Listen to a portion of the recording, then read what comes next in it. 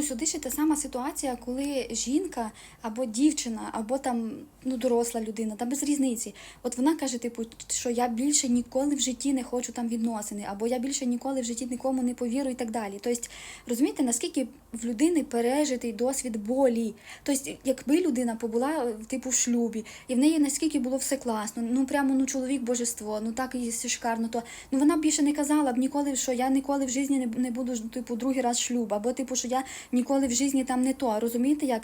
Тобто людина говорить оцю «ні» через певний досвід болі. Це не завжди так, не завжди. Іноді людина просто говорить «ні». І це не означає, що кожне «ні» – це типу якась біль. Ні, ти розумієте, от вмійте просто розпізнавати ці ситуації, почути мене, про що я кажу. І от розуміти, що часто людина каже на щось «ні» не через те, що типу вона така щаслива в тому. Я не знаю, як це ще пояснити.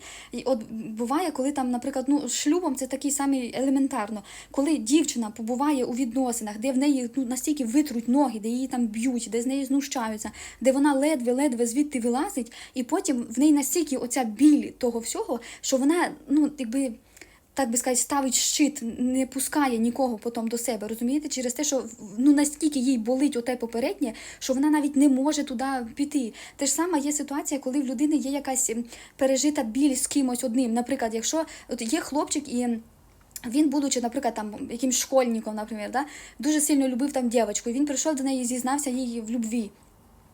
А вона його там висміяла, або там, не знаю, дуже так погано себе повела і так далі. І ви як не крутіть, в нього це відпечаталось, то в нього те вже, грубо кажучи, буде такою своєрідною травмою. І потім з часом він може не висловлювати через рот своїй дружині уже, що я тебе люблю. Тобто він не скаже це через рот. В нього настільки оця травма, розумієте, отвергнутого, що він потім просто не буде говорити це. Тобто він буде вчинками показувати, він буде, якось проявляти ту любов. Йому не могтиме він через рот висловити. Або так само, дуже багато чоловіків через рот не можуть сказати «виходь за мене заміж». Для них це як якийсь недосяжний бар'єр. Тобто вони, і там, наприклад, не знаю, там і квіти, і подарки, і цьомки, бомки, самольот, і так далі.